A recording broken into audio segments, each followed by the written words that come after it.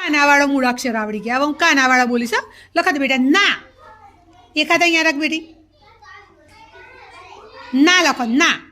Very good. કાનો સરખો કરવાનો. હા ચલો લખો ગા. ગા નીચે લખો. હા પછી માં. જા. વેરી ગુડ ભાઈ. જા જા બેટા. જને કાનો કરો જા.